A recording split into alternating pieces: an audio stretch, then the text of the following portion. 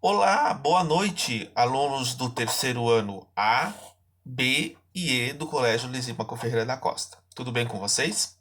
Hoje faremos uma aula, tá? Referente à ciência, tá? Que seria uma das últimas aulas sobre ciência que eu falarei com vocês, né? Na outra eu vou falar sobre psicologia, né? Talvez eu faça até uma live mais para frente né, de palestra sobre isso. Mas vou falar desta aula que eu acho que é super importante sobre praticamente a crise da ciência no início do século XX, tá? Com alguns intelectuais, né? E um, de fato, específico que fala sobre revoluções científicas, tá bom? Então, no capítulo de vocês, da página 330, tá? Que eu vou ler aqui do livro de vocês, que seria o capítulo. Deixa eu ver aqui. O mesmo que nós estávamos lendo. O capítulo 25, tá? É a página 330. Quem quiser acompanhar, né? Eu vou ler aqui e vou explicando para vocês o que é de fato, né? Essa chamada crise científica.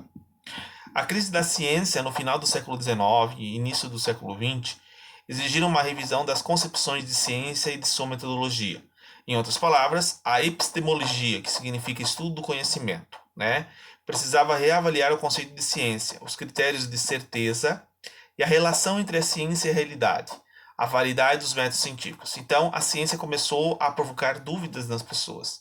Ninguém sabia ao certo se realmente a ciência poderia falar tudo o que a religião não disse ou tudo o que a filosofia não disse, né?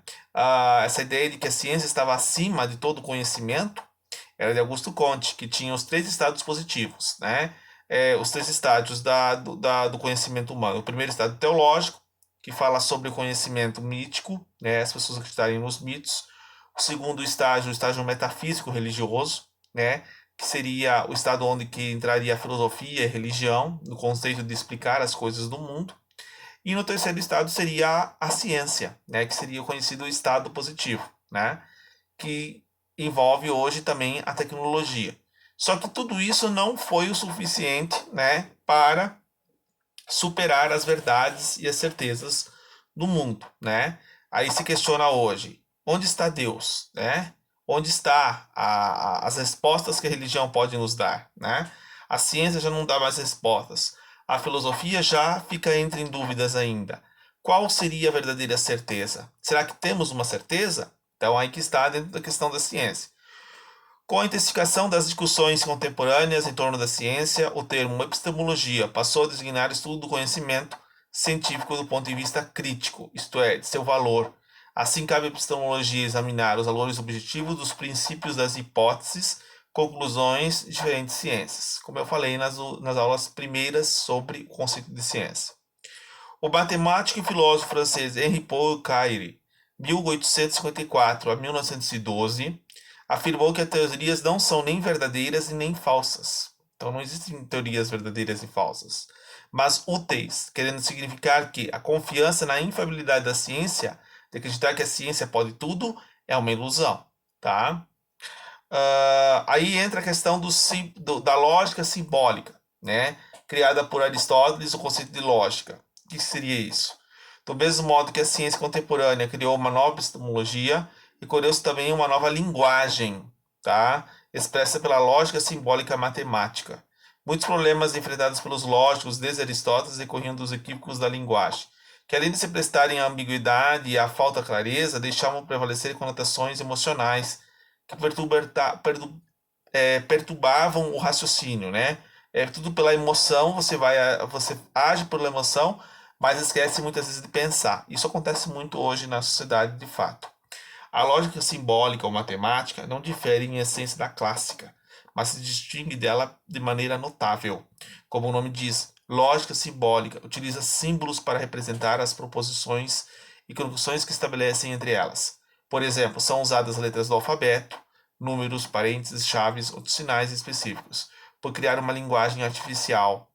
Introduz rigor, se configura, portanto, como instrumento eficaz para análise da dedução formal. Então, você usa a questão da lógica, dos símbolos, para representar as coisas, né? E nem sempre isso é de fato certo.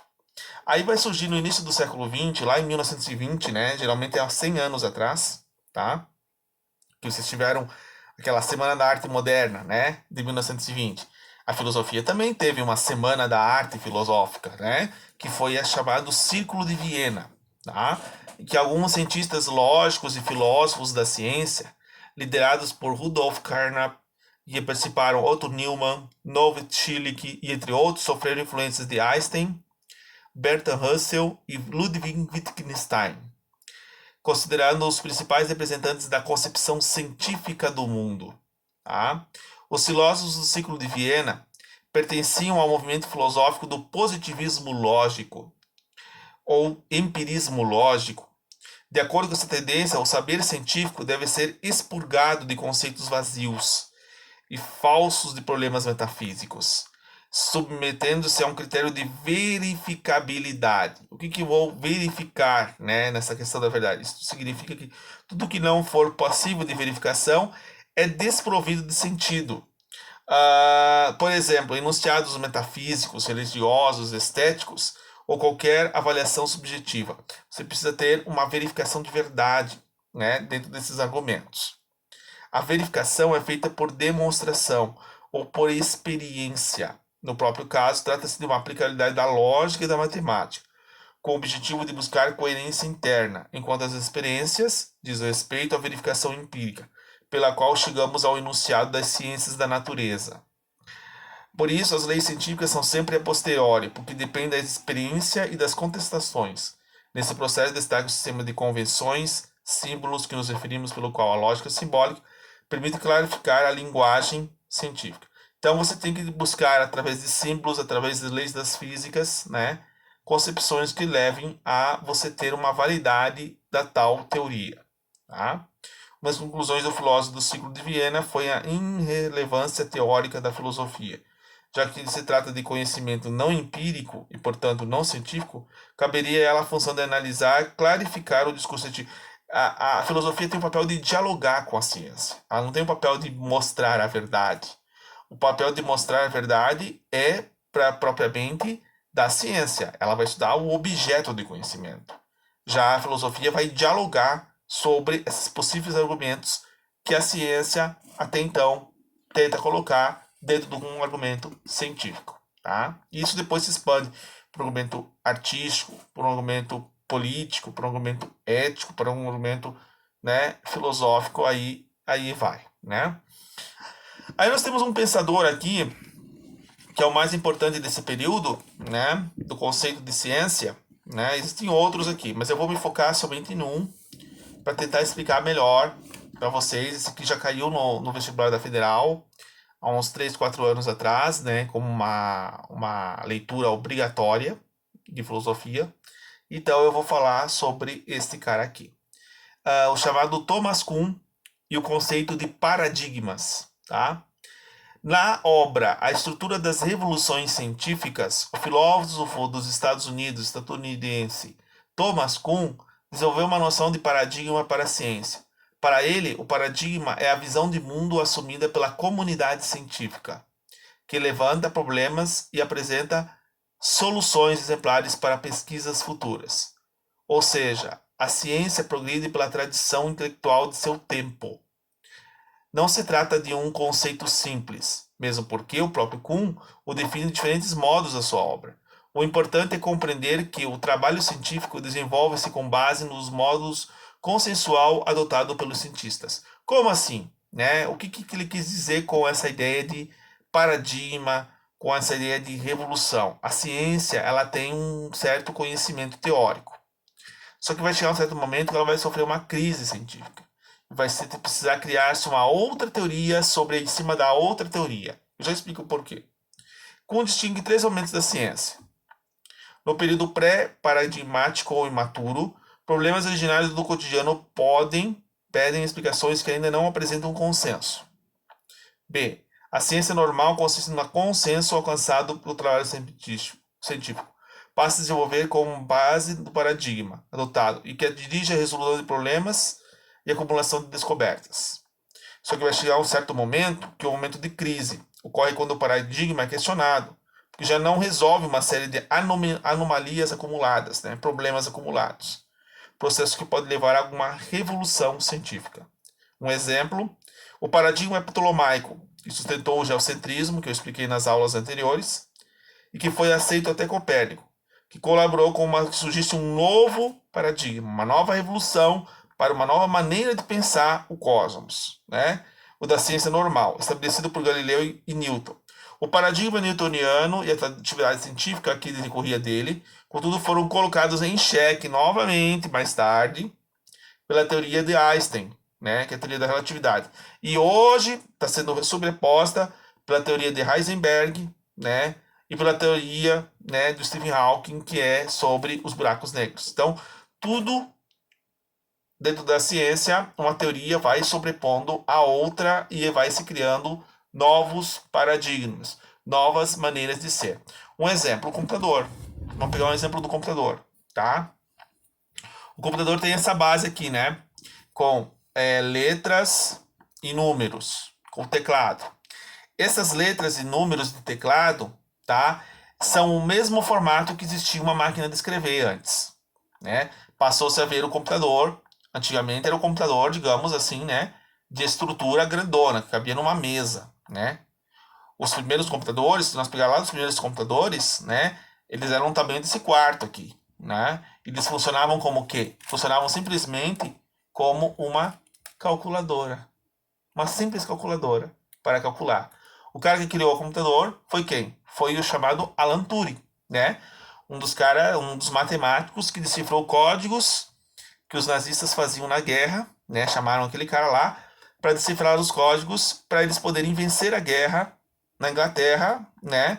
Contra os nazistas. Graças ao Alan Turing, devido ao desenvolvimento desse código por essa máquina do jogo da imitação, que é um filme que tem sobre ele, né? Se vocês já assistirem um dia, ele acaba criando essa máquina, só que ele acaba sendo condenado, né, na época, porque ele era homossexual e homossexualidade era uma coisa, digamos, um tabu na época, não poderia ser homossexual, e eles resolveram castrá-lo quimicamente, né? Ele foi castrado, né, devido ao fato dele não poder mais, né, praticar a sua opção sexual.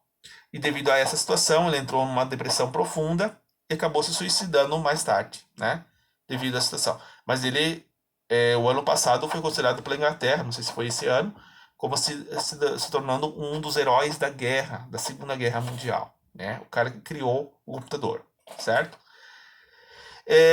Desta base, que foi criada a máquina de escrever, continuou na máquina digamos, a estrutura do computador continuou na máquina do notebook, e hoje no celular ele continua na mesma estrutura do teclado, só que de uma maneira diferente que você tem na mão. No futuro pode ser uma coisa que pode superar muito mais o celular, né? Pode ir além do celular, né? Pode se criar uma máquina que o celular não vai precisar mais ter contato, você vai ter contato fisicamente, né? Como aí nos filmes de ficção científica, quando aparece a imagem da pessoa ali projetada, você conversa com a imagem, você não conversa mais com a imagem dentro da tela, né? Pode ser que no futuro se crie, né, uma coisa assim. Eu, por exemplo, estou falando com vocês agora por uma máquina, né? Quem diria que eu daria uma aula para vocês hoje, né, em 1920, 2020, numa máquina, né? Diante de uma máquina aqui que é o celular, usando um aparelho tecnológico, claro. Então, pode ser que no futuro eu não esteja mais nessa sala, vocês vão poder me ver projetado, né, como pessoa física, não como fisicamente, mas digitalmente, né, inteiro, falando para vocês numa sala ou dentro da sua casa, não sei como é que vai ser isso no futuro, né, mas a gente pensa, assim, em questões de ficção científica, né, que você vê em alguns filmes de ficção científica, essas situações, né, de você conversar. Até no jornal da TV, né, aparece os caras falando de uma tela para outra, né? Pode ser que no futuro seja mais ou menos assim, né? Você falando com uma pessoa de uma tela para outra. E hoje se fala por telas, né? Por imagens, né? Já estamos no futuro, de fato, né?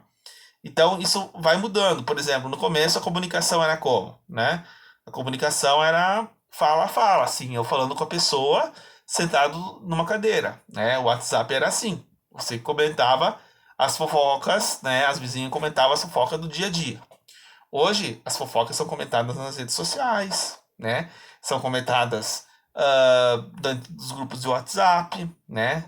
Então aí você cria todo o conhecimento. A praça pública, né? O que é público, o que é divulgado publicamente, hoje são as redes sociais. É a verdadeira praça pública virtual, onde você sabe tudo o que acontece do dia a dia ali, né? Dentro do Face, dentro do WhatsApp, você vai sabendo, né? Dentro desses grupos, o que realmente acontece no seu ambiente, no seu ao redor, aí todos os dias o que é colocado, né?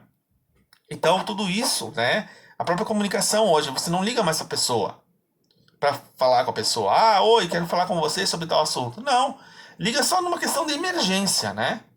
Porque de fato, né? O que é mais fácil? Você mandar uma mensagem pelo WhatsApp e a pessoa já te responde, né? Porque você está com ele toda hora na mão ali, né? Não precisa mais, desculpa, do telefone, né? Não precisa mais do contato do e-mail. O e-mail quase nem existe mais, né? O e-mail é uma tendência que logo, logo vai chegar ao fim, né? Ele só é usado por uma situação, né? De situações. E o SMS, né? Que existe no celular, por exemplo. Você só recebe mensagens da TIM, de um código que você precisa, que vem no teu celular. Mas é uma coisa que tá pior que o e-mail nesse sentido, né? O que antes se chamava o torpedo, né? Os meios de comunicação e tal. Então todas as coisas vão evoluindo uma em cima da outra. Eu não sei se eu consegui ser bastante claro nesse sentido, né? Isso não só na ciência, mas na cultura, na educação, como nós estamos vendo, na questão, digamos, da política também. A política também há mudanças, né? As eleições também mudam, né? Antigamente era cédula de papel que você votava, hoje é tudo digital. Ontem estava vendo até um aplicativo, a pessoa não tem mais como fazer, por exemplo, o voto estou em outra cidade. Justifica por um aplicativo que o TRE criou, gente. Tá? Eles vão criar um aplicativo para a pessoa justificar o voto porque ela não pode votar. Olha como que é a eficiência da situação, né? Então, cada vez mais vai ficando bastante claro, né? Pela tecnologia, ela vai nos favorecendo a nossa vida também. Só que ela também prejudica, né? Ela também, ao mesmo tempo que ela favorece, de fato, a nossa vida, ela também prejudica, né? Um exemplo de prejudicar são as armas de destruição, né? Em massa. É o caso, por exemplo, das vacinas, né? Que não se tem uma eficiência para se descobrir a cura de uma doença, né? Quem diz que essa doença aí que da pandemia não foi criada em laboratório, né? Ninguém sabe, né? Falam que é do morcego, do cobra, para saber de onde que veio, né? Ninguém tem uma certeza, né? A ciência não tem uma certeza absoluta. Se ela tivesse todas as respostas, ela saberia curar a doença, mas ela não sabe ainda, né? Então tudo isso mostra que a ciência nem sempre é eficiente e que ela precisa de progressos e revoluções, né? Movimentos para que as coisas realmente aconteçam e as coisas realmente mudem de uma hora para outra, né? Não de uma hora para outra, mas demora um certo tempo para isso realmente acontecer, tá bom? Está bom por aqui? Ficamos por aqui? Certo. Então, assim, gente, eu gostaria que vocês assistissem essa aula, lessem o livro. Eu vou passar alguns videozinhos também sobre paradigmas para vocês entenderem melhor. E também gostaria que vocês, tá, nesse sentido, fizessem as atividades da CIED, tá? É o mínimo que eu peço para vocês fazer, porque é dali que eu vou tirar a presença de vocês, pessoal, tá? Eu vou saber que vocês estão entrando, fazendo as atividades, se vocês responderem as questões que a Secretaria da Educação mandar, porque é ali que os professores estão vendo a presença de vocês, que vocês estão frequentando a sala online, gente, tá? Então nós precisamos que vocês respondam aquelas frequências, respondam aquelas questões, mesmo que vocês não saibam, mas respondam, tá? Nem que seja errado, mas responda, porque daí você vai conseguir efetivar a vossa presença dentro da plataforma e não vai precisar ter o grande número de faltas no final do ano.